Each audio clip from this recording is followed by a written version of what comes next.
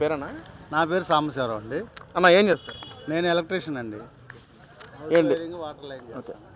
జగన్మోహన్ రెడ్డి ఈరోజు press meet పెట్టాడు. Press meet పెట్టి భారతదేశంలో కల్లా చరిత్రహీనుడు ఎవరన్నా ఉన్నారంటే సీఎంలో చంద్రబాబే చరిత్రహీనుడు అని చెప్పి జగన్మోహన్ రెడ్డి మాట్లాడుతున్నారు.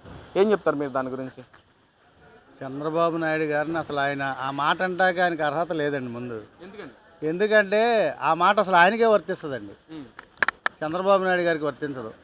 ఎందుకంటే చంద్రబాబు నాయుడు గారు ప్రతి క్షణం మన ఏపీ బాగుండాలి, మన ఆంధ్రప్రదేశ్ బాగుండాలి, నా ప్రజలు బాగుండాలని ఆలోచిస్తాడు. జగన్ గారు అలా ఆలోచించడండి. ఆయన ఎంతసేపు ఆయన చుట్టూ ఉన్న మనుషులు, ఆ సామ్రాజ్యం అంతమించి బయటికి రాడు కాబట్టి ఆయనకి తెలియదండి.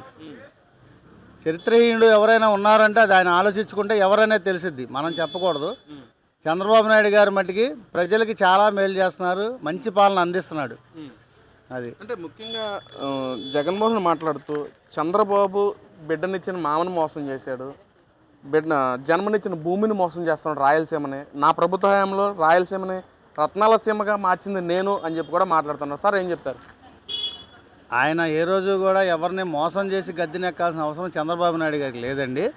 అలా మోసం చేసేది ఎవరైనా ఉంటే ఆయనే, జగన్ గారు. ఎందుకంటే ఆస్తి తగాదాలు రానివ్వండి, ఇంకోటి రానివ్వండి, వాళ్ళ ఇంట్లో వాళ్ళే ఇది చేస్తూ చెల్లిని మోసం చేస్తూ, ఇంకా చెప్పాలంటే చాలా, తల్లిని కూడా వైసీపీ అధ్యక్షురాలను చేసి మళ్ళీ ఆవిడని కూడా పక్కన పెట్టి ఇట్లా చెప్పుకుంటూ పోతే ఆయన చేసిన మోసాలు ఎన్నో ఉంటాయండి. చంద్రబాబు నాయుడు గారు అలా మోసం చేసి గద్దెనెక్కాల్సిన అవసరం అయితే ఎప్పటికీ రాదు. ప్రజలు మంచి తీర్పు ఇచ్చి ఆయన్ని 164 సీట్లతో నిలబెట్టారు. ఇవాళ మంచి సీఎంగా ఆయన ప్రజలకు మంచి పాలన అందిస్తున్నాడు. అంటే ముఖ్యంగా ఈ 19 నెలల పాలనలో చంద్రబాబు చేసిన అభివృద్ధి ఏంటని చెప్పాడు. అసలు ముఖ్యంగా మీరు దాని గురించి ఏం చెప్తారు? మరి చంద్రబాబు నాయుడు అభివృద్ధి చేస్తూనే ఉన్నాడు, ఇంకా చేస్తున్నాడు. పింఛన్లే కానివ్వండి, వితంతు పింఛన్లే కానివ్వండి, వికలాంగ పింఛన్లే కానివ్వండి, ఉచిత బస్సు కానివ్వండి, తల్లికి వందనం కానివ్వండి, ప్రతిదీ P4 పథకం అని చెప్పి కూడా పెట్టి పేదలకి మరింత చేరువ చేశాడు ఆయన పథకాలు. ఇవాళ ఒక ఎమ్మెల్యే గారు సొంత నిధులతో కూడా P4 పథకాన్ని అమలు చేయగలుగుతున్నారండి. ప్రజా దర్బార్ పెట్టి ప్రజలకు లేనోళ్ళు ఎమ్మెల్యే గారికి మరింత చేరువవుతున్నారు. వాళ్ళ సమస్యలు నేరుగా ఎమ్మెల్యే గారికి చెప్పుకోగలుగుతున్నారండి.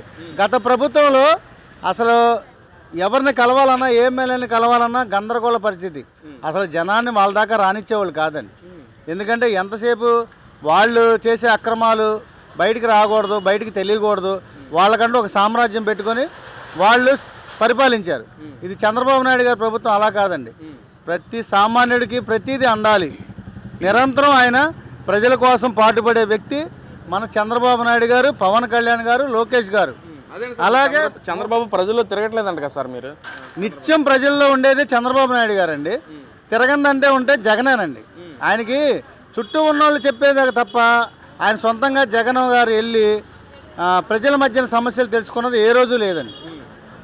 అది గతంలో నేను ఈ ఓడిపోయిన తర్వాత కూడా ప్రజల్లో ఉన్నాను, ప్రజల మనిషినే ప్రభుత్వాన్ని ప్రశ్నించాను, ప్రజల మనిషిని అని చెప్పి తరపున మాట్లాడుతుంట కదా మరి జగన్.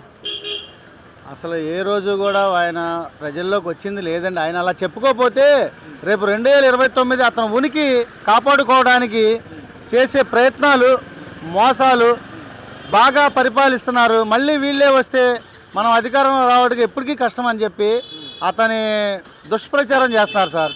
అంతమించి ఏమీ లేదు.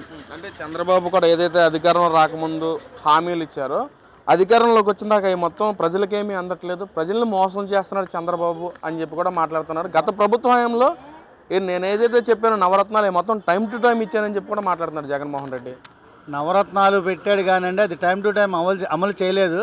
బాబు గారు సూపర్ 6 పథకం పెట్టారు. దాంట్లో మనకి ఇప్పుడు ఎన్ని అయినాయో ఎన్ని ఇంకా అవ్వలేదో కూడా నేను చెప్తాను. ఇంకా ఇళ్ళది ఉందండి, రేపు జనవరికి ఇల్లు వదలబోతున్నారు బాబు గారు. అట్లాగే ప్రతి మహిళకి 1500, అది కూడా త్వరలోనే వస్తుందండి. ఇంకోటి ఏంటంటే సూపర్ 6లో చెప్పిన పథకాలే కాకుండా ఆయన వేరేగా కూడా P4 పథకాలని అయ్యి ప్రజలకి ఇది అవ్వాలని మరింత చేరువ అవ్వాలి ఆ పథకాలు. ప్రతి పేదవాడికి ఒక ఇల్లు ఉండాలి. ప్రతి పేదవాడికి ఇప్పుడు ఏదైనా వ్యాపారం చేసుకోవడానికి కానీ, ఒక బండి కానీ, ఏదైనా అన్ని రకాలుగా ఆసరా కల్పిస్తూ కూడా నిరంతరం ప్రజల కోసం పాటుపడే మనిషి మన చంద్రబాబు నాయుడు గారి ప్రభుత్వం, కూటమి ప్రభుత్వం. దీనికి మనం మోడీ గారి సహాయ సహకారాలతో రేపు అమరావతిని కూడా మనం డెవలప్ చేసుకుంటాకి ఆయన ఎల్లవేళ కృషి చేస్తున్నాడండి. ఇది మట్టికి అమరావతి పోలవరం చంద్రబాబు గల్లాలు నింపుకోవడానికి పెట్టెలు నింపుకోవడానికి అని చెప్పి కూడా మాట్లాడుతున్నారు. దాని గురించి ఏం చెప్తారు? అమరావతి రాజధాని చేస్తే ప్రపంచంలో నెంబర్ 1 రాజధానిగా చంద్రబాబు నాయుడు గారు చూపించాలని, దానికి మన ప్రజలందరూ కూడా మన ఇక్కడ ఆంధ్రప్రదేశ్లో ఉండేవాళ్ళు కూడా చదువుకునే వాళ్ళకి ఉద్యోగాలు రావాలని చాలా కృషి చేస్తున్నారు.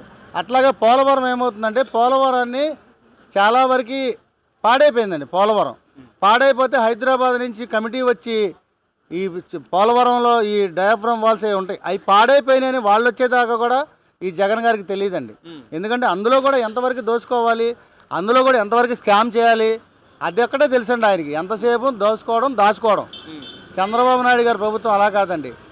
మన పైనుంచి కూడా మోడీ గారు కృషిని తీసుకొని అమరావతిని డెవలప్ చేయడం కానీ, పోలవరాన్ని ముందుకు నడిపించడం కానీ, నిన్న ఎప్పుడో చంద్రబాబు నాయుడు గారు ఇచ్చారండి. ఎప్పుడుకో పోలవరం, అది నాకు డేట్ కరెక్ట్ తెలియదు. పోలవరం అతి త్వరలో 27 కల్లా మనం చేసుకుంటామని చెప్పి ఆయన వెళ్ళి దగ్గరుండి పరిశీలించాడండి. మరి జగన్ ఏ రోజన్నా వెళ్ళి పరిశీలించాడండి పోలవరాన్ని? అది మా నీళ్ళల్లో నానిపోయి పాడైపోతే హైదరాబాద్ నుంచి నిపుణుల కమిటీ చంద్రబాబు నాయుడు గారు పిలిస్తే వాళ్ళు చెప్పేదాకా తెలియలేదండి. దానివల్ల కొన్ని వేల కోట్లు నాశనం అయిపోయినాయండి. అదంతా ప్రజల మీద వేస్తున్నారండి ఆ భారం అంతా. కానీ అప్పుల్లో ఉన్న రాష్ట్రాన్ని చంద్రబాబు నాయుడు గారు ఒక సవాల్లాగా తీసుకొని పరిపాలిస్తున్నాడు చూసారా. దానికి ఆయన చాలా ఎంతైనా మన ఆంధ్ర ప్రజలు రుణపడి ఉంటారు. అంటే సార్ పక్కన వాళ్ళే మాట్లాడుతూ మీరేమో చంద్రబాబు వస్తేనే మన రాష్ట్రం డెవలప్ అవుతుందని చెప్పి మీరు అంటున్నారు. కానీ వైసీపీ నాయకులేమో చంద్రబాబు చేసే అప్పులకి అలా మన రాష్ట్రం అప్పుల ఊబిలో కూరుకుపోయింది, అసలు అప్పులు లేకుండా మన రాష్ట్రం నడపలేకపోతున్నాడు చంద్రబాబు అని చెప్పి కూడా మాట్లాడుతున్నారు వైసీపీ నాయకులు. మన చంద్రబాబు నాయుడు గారు అప్పుల్లో ఉన్న దాన్ని ఇంకా ఎలాగా మనం ఈబులోంచి పైకి రావాలని ఆలోచిస్తున్నారు.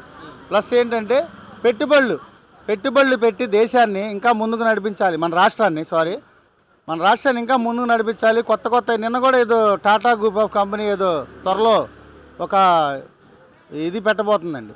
అట్లాగా ఎవరెవరైనా పెట్టుబడులు పెడతారేమో అని చంద్రబాబు నాయుడు గారు ఒకవైపు, లోకేష్ గారు ఒకవైపు, పవన్ కళ్యాణ్ గారు ఒకవైపు, ముగ్గురు కలిసి మన రాష్ట్రాన్ని అభివృద్ధి చేయడానికి అనుక్షణం ప్రయత్నిస్తున్నారు. అప్పుల్లో కూరుకున్నది చంద్రబాబు నాయుడు గారి వల్ల కాదండి, జగన్ వల్ల కూరుకుందండి. ఒక 5 ఏళ్ళు పరిపాలించి 25 ఏళ్ళు వెనక్కి తీసుకెళ్ళిపోయాడండి జగన్. చంద్రబాబు నాయుడు అలా కాదండి. చంద్రబాబు నాయుడు గారి విజన్ వేరు. ఆ విజన్కి ఏంటంటే మనం ఏమీ లేకుండానే రాజధానిని ముక్కలు చేసుకున్నాం. తెలంగాణకేమో అంతా డెవలప్ అయిన రాజధాని అండి. ఏపీకేమో ఏమీ లేకుండా అప్పుల ఊబిలో కూరుకున్న రాజధాని ఇచ్చారు. దాని నుంచి బయటకు తేవడానికి మనకు ఒక సమర్థవంతమైన నాయకుడు ఉండాలి. ఆ నాయకుడు చంద్రబాబు నాయుడు అండి. అది జగన్ వల్ల ఎప్పటికీ సాధ్యం కాదండి, ఆయన వల్ల అవ్వదండి. సార్ మరి ఫైనల్గా 2029లో వైసీపీ పార్టీ అధికారం చేపడతా ఉంది. వచ్చాక ఎవరైతే ఈ ప్రభుత్వంలో అధికార దుర్వినియోగం చేశారో వాళ్ళందరూ అంతు చూస్తాము, జగన్ 2.0 చూపిస్తానని చెప్పి వైసీపీ నాయకుడు జగన్మోహన్ రెడ్డి మాట్లాడుతున్నాడు. ఆయన పకటకళ్ళకు అనుకుంటూ ఉండమేనండి. ఎంతసేపు కూడా ఇప్పుడు మనం ఎంత చేశామో ప్రతిపక్షంగా మనమేం చేయాలి ప్రజలకి అని ఆలోచించకుండా ఎంతసేపు ప్రజలకి మంచి చేసే వాళ్ళ మీద బురద చల్లుతూ వాళ్ళంతా చూస్తాం అన్నది ఎంతవరకు న్యాయం అండి. ఆయన లాంగ్వేజ్ కూడా మార్చుకోవాలి. ఇంకోటి ఏంటంటే మేము 88 సీట్లు మ్యాజిక్ ఫిగర్ అయినా వస్తే రప్పా చేస్తాము, నరుకుతాము అంటున్నారే, అంత చేతులకు గాజులు దొడుకుని ఆంధ్ర ప్రజలైతే లేరండి. ఏంటి ఆయన తెలుసుకోవాలి. మాట మితి మీరకుండా మాట్లాడి ఎదుటి వ్యక్తిని గౌరవించడం ఫస్ట్ నేర్చుకోవాలి. ఇప్పుడు నేను మాట్లాడుతున్నప్పుడు జగన్ గారు అంటున్నాను కానీ చంద్రబాబు నాయుడు అలా ఎట్లా పడితే అట్లాగా ముందు మన లాంగ్వేజ్ ఉండకూడదండి. అతను గౌరవం ఇచ్చి మాట్లాడాలి, గౌరవం పుచ్చుకోవాలి. అది ఎవరు చేసినా కానీ మంచిదే, ప్రజలకి ఎవరు చేసినా మంచిదే, మంచి జరగాలని. అది జగన్ వల్ల కాలేదు కాబట్టి చంద్రబాబు నాయుడు గారు చేస్తున్నారు. చంద్రబాబు నాయుడు గారు ఒక్కలే కాదు, మన మోడీ గారు, చంద్రబాబు నాయుడు గారు, లోకేష్ గారు, పవన్ కళ్యాణ్ గారు, వీళ్ళందరూ ఉంటేనే మన రాష్ట్రం ఎప్పటికైనా అభివృద్ధి చెందుతుంది. లేకపోతే చాలా వెనకబడిపోయి ఉంటామండి మనం.